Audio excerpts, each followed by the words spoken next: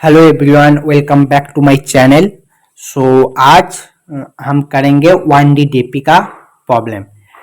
DP problem का एक main चीज़ क्या है आपको पता है? इसका पैटर्न रिकॉग्नाइज करना।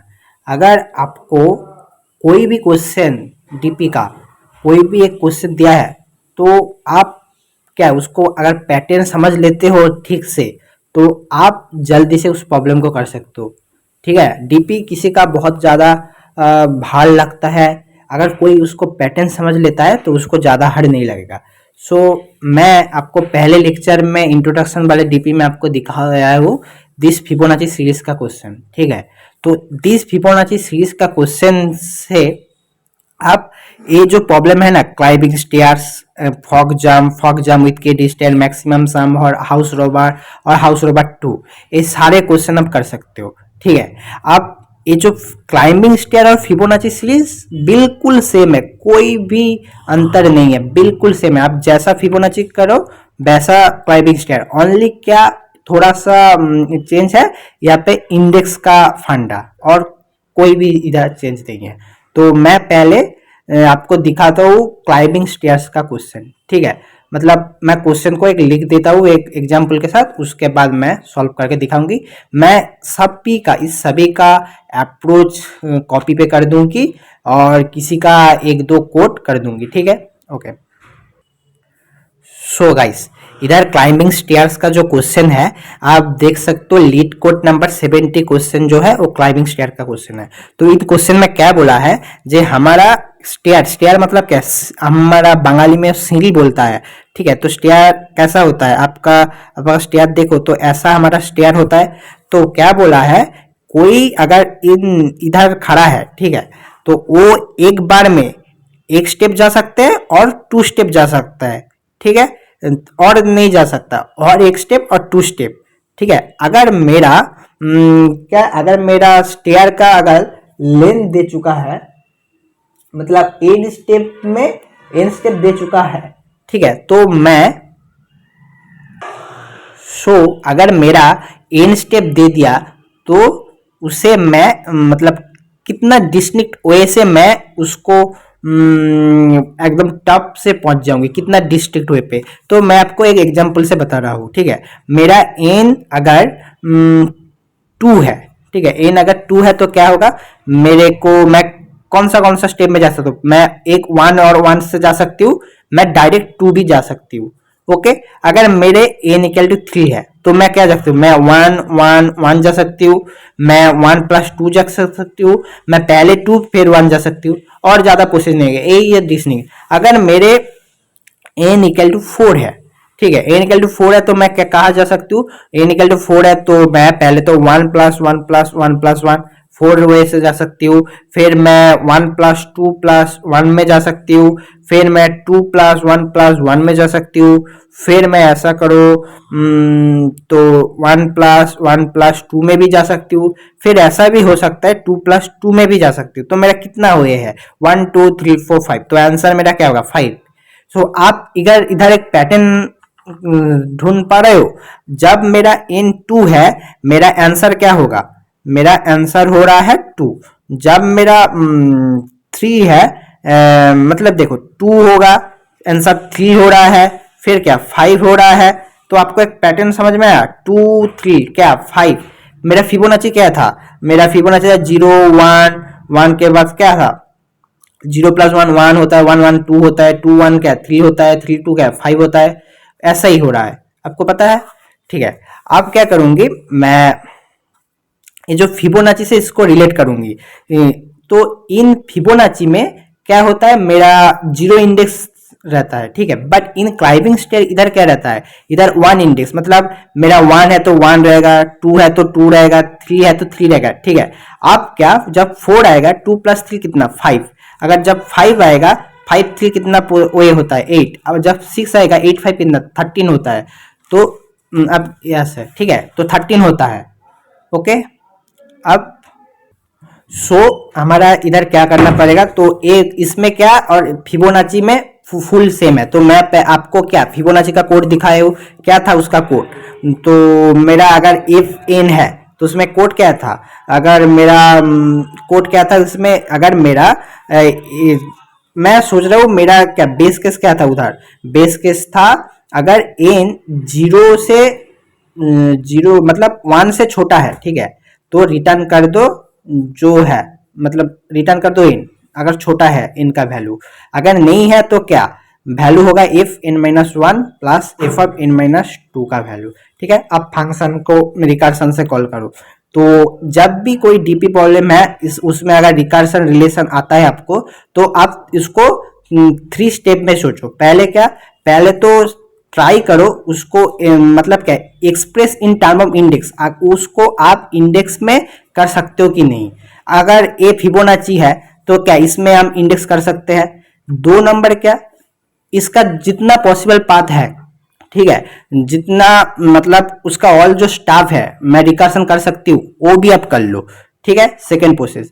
3 नंबर क्या, जो हमको रिटर्न करने बोला है, अगर टोटल पाथ बोला तो ऑल पाथ का सम कर दो, अगर मिनिमम बोला तो मिनिमम कर दो, अगर मैक्सिमम बोला तो उसका पाथ का मैक्सिमम बना दो, और लास्ट में बेस केस आप कर सकते हो, ठीक है। बेस केस मतलब क्या, जिसके मतलब फिनिश हो जाएगा मेरा फंक्शन कॉल होके होके कभी तो फिनिश होगा ना, अगर नहीं फिनिश होगा तो क्या इन्फिनिटी लूप में फंस जाएगा, तो कभी तो फिनिश होगा, तो वही वाला फंडा इधर रहेगा, ठीक है।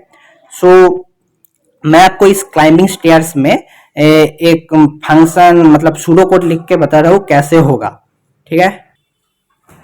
सो मैं मेरा जो इंट्रोडक्टरी डीपी में क्या दिखाया था, जे कोई भी डीपी प्रॉब्लम है उसका 3 मतलब क्या 2 ऑलवेज पॉसिबल सॉल्यूशन रहता है। एक है मेमोराइजेशन, 2 है क्या टेबुलेशन। मेमोराइजेशन में क्या होता है, एक्स्ट्रा मेरा जो रिकर्सन पेज रह जाता है उसको घटाने के लिए मैं क्या लेता हूँ, टेबुलेशन करता हूँ। तो पहले तो क्या करूंगी, मेमोराइजेशन करूंगी इसको। मेमोराइजेशन अगर आप करो, मेमोराइजेशन में क्या रहेगा, मेमोराइजेशन में पहले तो एक डीपी एरे ले लो। इधर कौन सा डीपी लगेगा, क्योंकि मेरा नॉर्मल इंडेक्स है तो क्या 1D डीपी लगेगा।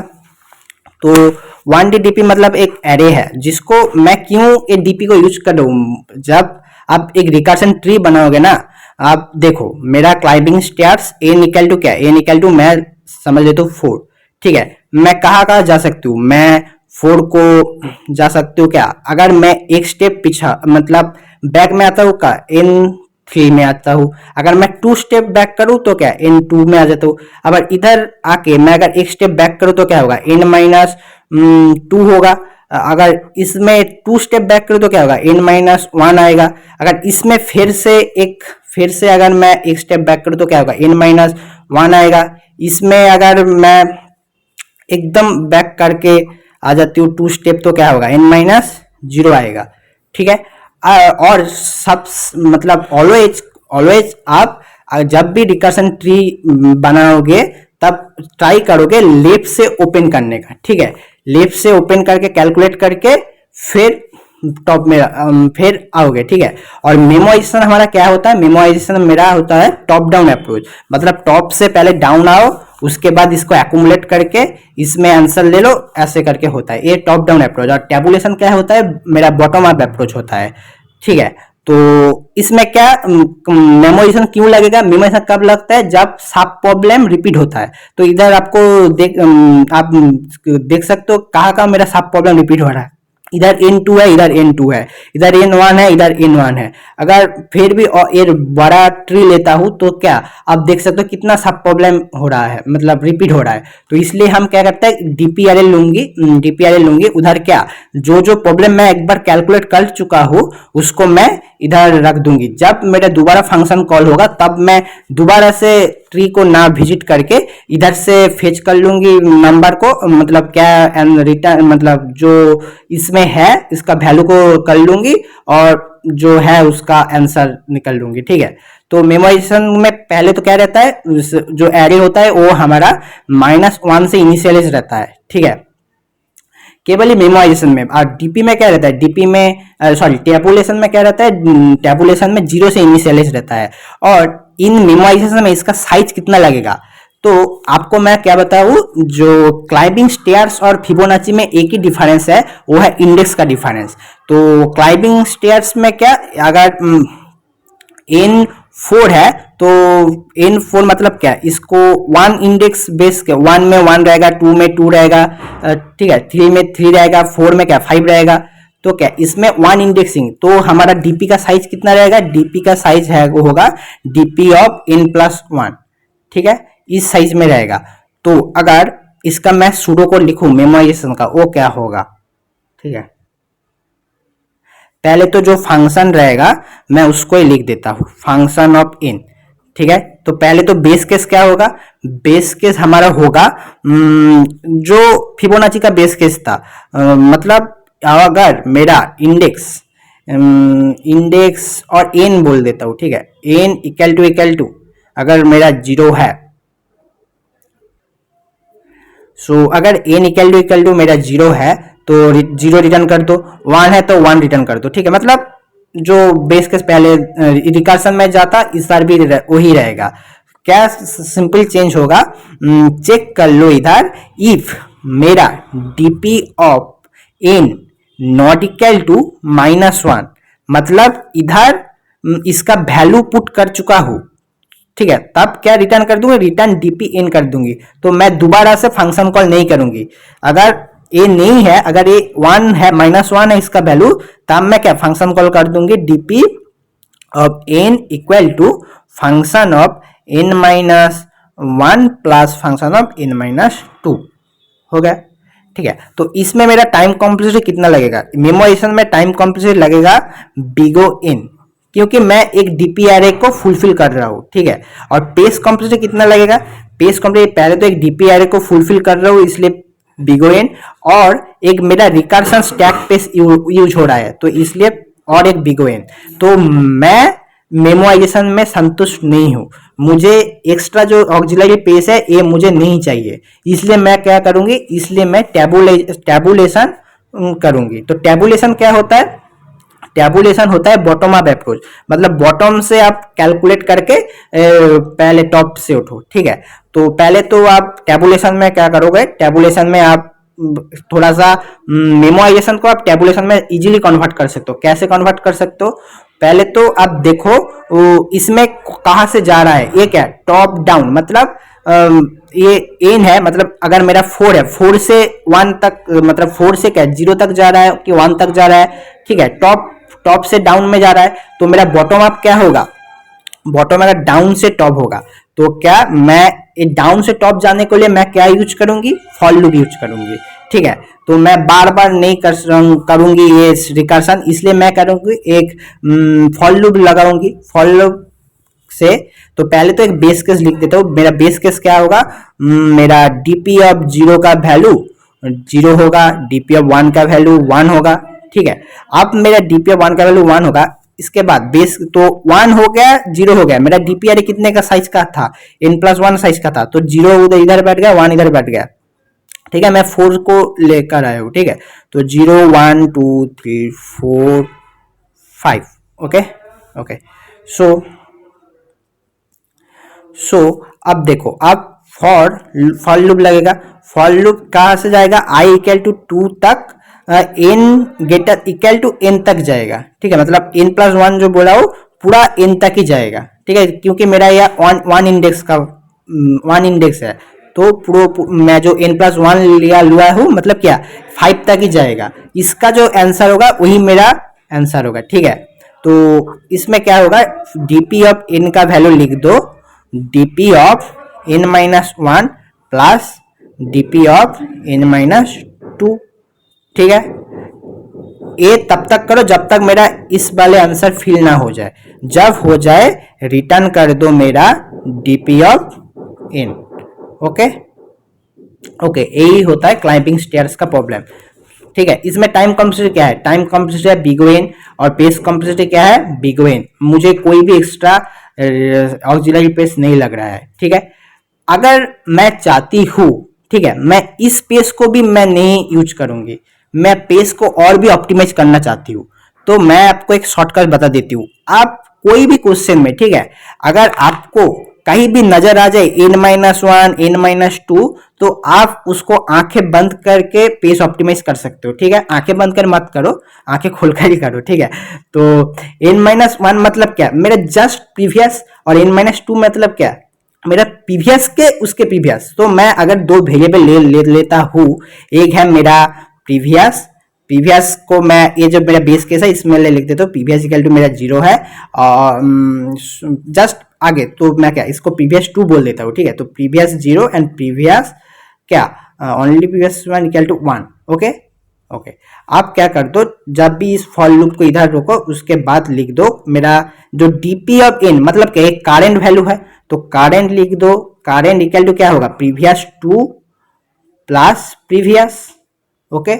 जब आंसर हो गया तब क्या कर दो, इसको प्रीवियस 2 को आप क्या प्रीवियस लिख दो जस्ट उसके बाद, ठीक है।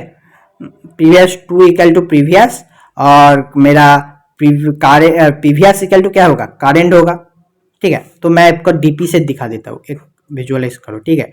ये मेरा P2 है, ये मेरा P है, और ये मेरा कारेंट है। जब इसको मैं प्लस प्लस करूंगी, कारेंट तो ऐसे आ जाएगा, तो P क्या अब इधर आ जाएगा, ये P2 क्या अब इधर आ जाएगा, हुआ ना। तो इसलिए लास्ट में क्या रिटर्न करोगे, लास्ट में आते आते आप देखोगे मेरा कारेंट का वैल्यू जब इधर आ जाएगा, प्रीवियस का वैल्यू लास्ट में रहेगा, रिटर्न कर दो क्या प्रीवियस का वैल्यू, ठीक है। तो ऐसा ही होता है। तो इसमें टाइम कॉम्प्लेक्सिटी क्या, time complexity same big O और पेस कॉम्प्लेक्सिटी क्या लग रहा है, बिग O1। हम कांस्टेंट पेस में इस वाले प्रॉब्लम को कर चुका हूँ। 1D DP अब अगर देखो और इस दोनों अगर रह जाए और n-3 भी रह जाए, तो आप उसको इजीली वेरिएबल से कर सकते हो और कांस्टेंट स्पेस पे भी कर सकते हो, ठीक है। देख लेता हूँ इसका नेक्स्ट प्रॉब्लम। सो क्या हमारा फिबोनाची हो गया, क्लाइंबिंग स्टेयर्स हो गया, आप क्या फॉग जंप, ये वाले क्वेश्चन को हम देख लेता हूँ। तो फॉग जंप लीड कोड का भी क्वेश्चन है, पर आप उसको लीड कोड से मत करो, क्योंकि ये फॉग जंप, ये जो पैटर्न है मैं फिबोनाची से जो जुड़ा हूँ एक GFG का है। आप GFG से फॉग जंप को ढूंढो और उस वाले प्रॉब्लम को देखो, ठीक है। GFGO कर लो, GFG होता है गिग फॉर गिग्स, वो भी बहुत ही अच्छा कोडिंग प्लेटफॉर्म है, ठीक है। तो आप उसमें देखो फॉग जंप क्वेश्चन, ठीक है। सो आप अगर GFG फॉग जंप को देखोगे, उधर क्लियरली बोला है एक फॉग है, ठीक है। एक फॉग लास्ट जो स्टेयर है उसमें जाना चाहता है, उसके पास चॉइस है, अगर वो एक जंप मारे मतलब एक स्टेयर आगे जाए और 2 स्टेप आगे जाए, ठीक है। तो मिनिमम कितने स्टेप पर, मतलब कितना एनर्जी कॉस्ट करने के बाद वो लास्ट ईयर में पहुंचेगा। तो एनर्जी किधर है, ये एनर्जी है, ठीक है। तो अगर आपको मैं ये दिखाता हूँ कितने में, आपको पहले एक क्वेश्चन अगर देखो तो आपको ग्रीडी लगेगा, ये तो ग्रीडी में सॉल्व हो जाएगा, पर नहीं, ये ग्रीडी में सॉल्व नहीं होगा। क्यों नहीं होगा, मैं आपको दिखा रहा हूँ, ठीक है। तो इसमें क्या 30-20, अब क्या डिफरेंस क्या है 10, एब्सोल्यूट डिफरेंस फाइंड करने को बोला एनर्जी के लिए। तो 30-20 क्या 10, और 10 को आप ले लिया है, ठीक है। उसके बाद 20-50 मतलब क्या 40 और 20-10, तो आप फिर भी 10 ले लिया है, ठीक है। अगर 10 से अब क्या करो, 10 से फिर 40 क्या 30 डिफरेंस, इधर क्या 20, तो 20 डिफरेंस, इसमें क्या इसमें 40 हो रहा है। तो इस प्रॉब्लम से हो जाएगा ग्रीडी, पर मैं आपको अगर दूसरा एग्जांपल दिखाऊं, क्योंकि मैं अगर ये उल्टा होगा, ठीक है, उल्टा से मैं अगर करूं तो 30 से अगर 50 चला जाए तो क्या 20 का डिफरेंस, 50 से 40 चला जाए 10 का डिफरेंस, और फिर 30 चला जाए फिर 10 का डिफरेंस, तो 40 इधर तो हो जाएगा। पर क्या कब नहीं होगा, अगर मैं इसको मैं नहीं लेता, ठीक है, इसको मैं नहीं लेता तब क्या होगा। तो मैं अगर गिरी चॉइस करूं तो इसमें क्या 10 होगा, इस 20 से 50 30 और 10, तो मैं क्या फिर से 10 ले लिया, फिर लेके इधर अगर 40 है मतलब इसको मैं जाना ही पड़ेगा लास्ट वाली स्टेयर में, तो इसमें क्या फिर से 30 ले लिया, मतलब क्या 20 से 20 से अब 10 जाए, 10 से 40 मतलब क्या 30, तो क्या मेरा टोटल कॉस्ट क्या लगेगा 50 लगेगा, ठीक है।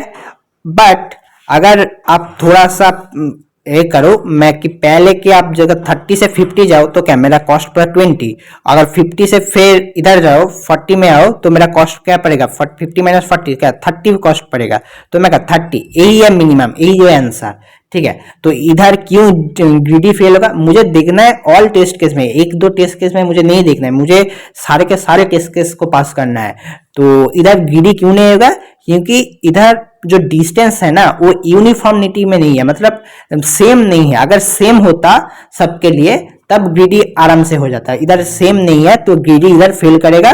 तो अगर आपको इंटरव्यू बोले क्यों इधर ग्रीडी फेल होगा, तो आप बोलोगे कि इसको इधर इधर यूनिफॉर्मिटी का प्रॉब्लम है, ठीक है। मतलब वैल्यू का डिफरेंस जो है ना वो सभी के लिए बराबर और सेम सब में नहीं रहता, ठीक है। ऑल टेस्ट केस में मैं बोल रहा हूँ। Okay okay. तो आप इधर क्या करोगे, आपको अगर पहले सोच में अगर पता है तो कितना स्टेप, अगर आपको जितना भी वे है आपको सब देखना पड़ेगा। तो सब वे को देखने के लिए मेरा दिमाग में पहले क्या आएगा, रिकर्शन आएगा, ठीक है। सब वे मतलब all possible path. Okay okay. So अगर एक फॉक, तो मैं इस वाले से ही कर लेता हूँ, ठीक है। F4 में अगर है, F4 में है, उसके बाद कितना कितना चॉइस है, उसके पास पहले तो 40 से वो इधर आ जाए F3, ओके। और कहा आएगा F2 में आ सकता है, ओके। F3 से अगर नहीं जाके वो अगर अगर कहा आएगा F3 से वो आके F किधर, मैं इधर 1 करा हूँ, इधर 2 करा हूँ, ठीक है। ओके। सो F3 से क्या आएगा, इधर फिर से लिख लो, F2 में आ सकता है, मतलब F2 में आ सकता है, F1 में आ सकता है, ओके। और इसमें क्या है, F0 में जा सकता है और कभी नहीं जा सकता क्योंकि आउट ऑफ बाउंड्री हो जाएगा, ठीक है। एक ही होता है वो यही होगा, ओके। सॉरी 0 होगा और एक होगा, इधर एक और एक होगा, 2 है ना इसलिए, तो F1 भी हो जाएगा और नहीं जाएगा, ठीक है, बाउंड्री क्रॉस कर देगा, ओके ओके। इसके लिए सिर्फ F0 ही होगा, ओके, बाउंड्री क्रॉस नहीं करेगा। इसमें अगर तुम -2 करो तो वो नहीं जाएगा, तो ओनली -1 ही हो जाएगा, ठीक है, ओके। सो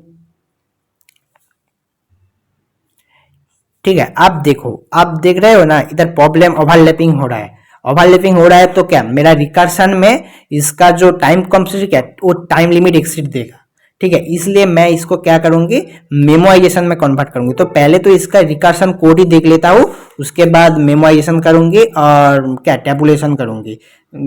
तो पहले तो मैं सूडो कोड लिख देता हूँ क्या होगा। तो पहले क्या करूंगी ना, मैं तो फंक्शन, मुझे जो मेन फंक्शन है उसमें मैं क्या लिखूंगी, मेन फंक्शन में लिखूंगी, आप फंक्शन को कॉल कर दो, मुझे क्या लगेगा n-1 लगेगा, और जो इसका जो एनर्जी का है ना इसका ये पास कर दो, एरे पास कर दो, ओके ओके। आप जो मेन फंक्शन है उसमें क्या होगा, पहले तो बेस केस लिखना पड़ेगा। बेस केस मेरा क्या होगा, अगर लास्ट में आ गया n इक्वल टू मेरा अगर मेरा n, इसको n नहीं बोल के मैं अगर एफ आई बोल देता हूँ, ठीक है, आई, क्योंकि ए तो उधर पास रहेगा, इधर मैं क्या लिखूंगी, इधर मैं आई लिखूंगी, ओके। सो मैं लिखूंगी F of I array, okay, अब कर लो, okay, F of I N array, अब करो। तो पहले तो क्या लिखूंगी, अगर मेरा आई इक्वल टू अगर 0 है तब मैं क्या रिटर्न करूंगी, रिटर्न कर दूंगी एरे ऑफ 0 का वैल्यू जो होगा, ठीक है, यही मेरा बेस केस है और नहीं। अब आप क्या करोगे, मेरे पास 2 चॉइस है, 2 चॉइस बोले तो एक को मैं लेफ्ट ले लेता हूँ, एक को मैं राइट ले लेता हूँ, ठीक है। अगर मैं लेफ्ट में ले लेता हूँ तो लेफ्ट होगा क्या, लेफ्ट होगा, मैं इसको एक इंडेक्स बाद में रखता हूँ, तो F of i -1, f of i -1 plus f of i -1 plus array of i plus array of sorry absolute value बोला, तो absolute array of i minus array of i -1, okay. और राइट में क्या होगा, राइट में होगा तो right का वैल्यू पहले तो आप इंट मैक्स लिख दो, क्योंकि अगर आप i-2 करोगे, ठीक है, 1 करके करके तो आप 0 में आ सकते हो बेस केस में, किंतु अगर आप 2 माइनस करो तो आप 0 को क्या फिनिश करके -1 पे चला जाओगे, ठीक है। इसलिए आप क्या करोगे, इन मैक्स से लिख दो और एक लिख दो जे अगर मेरा जो इंडेक्स का वैल्यू है वो अगर 1 से ज्यादा है, ठीक है, तब आप कर दो f(i-2) plus array of absolute value of array of i minus array of i-2, ठीक है। अब जो हमारा मिनिमम देगा इस दोनों लेफ्ट और राइट से वही हमारा आंसर होगा, ओके। और जो होगा हमारा लेफ्ट और राइट से वही हमारा आंसर होगा, ठीक है। अगर ओके आपको मैं एक ड्राई रन से वो जो रिकर्शन ट्री है इसको मैं दिखा दूंगी, ठीक है। और आपको मैं दिखा रहा हूँ कि अगर आप इसको मेमोराइजेशन करो तो क्या हल लगेगा। तो पहले तो आप एक n साइज का डीपीआरए ले लो, ठीक है, n साइज का डीपीआरए ले लो और -1 से इनिशियलाइज कर दो। जब भी फंक्शन कॉल होगा चेक कर लो कि मेरा नॉट इक्वल टू -1 तो है। अगर है तो मतलब -1 है तो तब फंक्शन कॉल करो, अगर नहीं है तो जो मेरा वैल्यू में है उसको रिटर्न कर दो, ठीक है। और लास्ट में क्या डीपी ऑफ n का वैल्यू यही होगा, मिनिमम इसमें रह जाएगा। लास्ट में अनटिल लास्ट में क्या रिटर्न कर दोगे, डीपी ऑफ n-1 का वैल्यू अब रिटर्न कर दोगे। यही मेरा मेमोराइजेशन है। तो इसमें टाइम कॉम्प्लेक्सिटी क्या है, टाइम कॉम्प्लेक्सिटी मेरा बिग O N है और पेज कॉम्प्लेक्सिटी मेमोराइजेशन में क्या है, बिग O N और क्या एक्स्ट्रा जो मेरा पेज कॉम्प्लेक्सिटी जो रिकर्शन स्टैक पेज है वो एक्स्ट्रा लग रहा है, ठीक है, वो है बिग O N, ओके हो गया, ठीक है। अब मैं आपको रिकर्शन ट्री कैसे हो रहा है, इसका आंसर 30 कैसे आ रहा है वो मैं आपको रिकर्शन ट्री से दिखा रहा हूँ, ठीक है। सो देखो मैं रिकर्शन ट्री कर रहा हूँ। तो f(4), ओके, f(4) इसमें क्या रहेगा, मैं f(2) पे पहले जाता हूँ क्योंकि मैं लेफ्ट को यही से खोलना चाहता हूँ, ज़्यादा मैं जाना नहीं चाहता इसलिए। तो मैं f(2) करने वाला हूँ एक, और f(3) भी एक होगा, ओके। अगर मैं एक इधर 2 स्टेप ऑलवेज लेफ्ट पर क्या रहेगा 2 रहेगा और राइट पर क्या 1 स्टेप रहेगा i+1, ओके। तो उसके बाद f(2) से क्या रहेगा, लेफ्ट में क्या 2 माइनस कर तो f(0) रहेगा और क्या इधर रहेगा क्या रहेगा 2 - 1 रहेगा। इसको 0 को बेस केस हिट कर दिया तो ठीक ही है। इधर क्या f(1) है, 1 में क्या अगर करो अगर 2 करो तो ये नहीं जाएगा, ठीक है। अगर 1 करो तो जाएगा f(0), ये भी इधर बेस केस को हिट कर दिया, ठीक है। तो इधर में क्या रहेगा, मेरा वैल्यू कितना है 30 है, 30 लिख दो, ठीक है। और इधर में क्या वैल्यू है 30 है। तो पहले तो आपको क्या करना पड़ेगा, मिनिमम लेना पड़ेगा, ठीक है। तो एक तो मेरा इंड मैक्स है, पहले तो इंड मैक्स है और 30 है, तो क्या मिनिमम क्या होगा, f(1) का वैल्यू में अगर मैं इसको लेता हूँ तो इसका f(1) में कितना है वैल्यू, पहले तो f(1) में 20 है तो 20 ले लो, ठीक है। तो 20 + 30 ये वैल्यू मिनिमम है, और कौन सा मेरा इंड मैक्स मिनिमम है, ऑब्वियसली 50 मिनिमम है तो 50 को आप ले लो, ठीक है। इधर 50 वैल्यू है हमारा, ओके ओके, और इधर 30 है। तो अब f(2) में जब आएगा, f(2) में जब आएगा इधर 50 है, सॉरी गाइस मैं गलत से प्लस कर दिया, इधर माइनस हो गया तो 20 - 30 मतलब क्या होगा 10 होगा, ठीक है। f(1) का वैल्यू अब क्या होगा 10, मतलब क्या 30 था मेरा, 1 का 1 क्या 20 था, तो डिफरेंस क्या होगा 30 - 20 10 होगा, तो 10 डिफरेंस रहेगा। f(1) का वैल्यू क्या होगा 10 होगा। अब f(0) क्या है, f(0) हमारा 30 दिखा रहा है तो 30 इधर और नहीं जाएगा, तो 2 का वैल्यू क्या है 50 है, तो 50 से अगर 30 को आप माइनस करो तो क्या होगा 20 होगा, और 50 से अगर 10 को माइनस करोगे तो क्या होगा 40 होगा। तो मैं क्या लूँगा 20 और 40 से मिनिमम क्या है मेरा 20 है, तो मैं 20 लूँगी, ओके। आफ्टर 20 हो जाने के बाद f(3) का वैल्यू किधर मुझे क्या मिला है, नहीं मिला। तो f(3) को मैं अगर कैलकुलेट कर दूँ, का किधर जाएगा, f(3) को अगर कैलकुलेट कर दूँ तो अगर -1 है तो 2 घटा है तो 1 में जाएगा, और 1 घटा तो 2 में जाएगा। तो 2 का वैल्यू क्या है, 2 का वैल्यू हमारा है 20, 1 का वैल्यू है हमारा 10, f(3) का वैल्यू क्या है 10 है। सो क्या होगा, अगर 10 - 20 करो तो 10 होगा, और 10 - 10 करो तो 0 होगा। तो इसलिए हमारा क्या, अगर आप एफ ऑफ 4 में है, ठीक है, एफ ऑफ 4 में है, तो 40 - 20 करो तो 20 होगा, ठीक है। और 40 सॉरी गाइस, स्टेप जंप करने के लिए थोड़ा सा गलत हो गया, आप इसको नहीं देखो, मैं आपको एक न्यू दिखा रहा हूँ, ठीक है। ओके, तो पहले तो एफ ऑफ 4 देखो, एफ ऑफ 4 में मैं अब इस जो कोड है ना, इस कोड से अब इसको कर दो, ठीक है। फुल, आप कोई स्टेप जंप नहीं करो फर्स्ट टाइम, ठीक है। मैं कर लिया था, तो पहले मैं स्टेप जंप कर लिया, इसलिए थोड़ा सा गलत हो गया, मैं फिर से दिखा रहा हूँ आपको। तो एफ ऑफ 4 से क्या होगा, अगर मैं एक घर लेफ्ट में जाऊँ तो क्या, लेफ्ट में होगा एफ ऑफ 3, और राइट में अगर जाऊँ तो क्या, एफ ऑफ 2 होगा। अगर इसका मैं लेफ्ट में जाऊँ तो क्या, एफ ऑफ 2 होगा। इसका मैं अगर राइट में जाऊँ तो क्या होगा, एफ ऑफ 1 होगा। इसका मैं लेफ्ट में जाऊँ तो क्या होगा, एफ ऑफ 1 होगा। और इसका मैं लेफ्ट में जाऊँ तो क्या होगा, एफ ऑफ 0 होगा।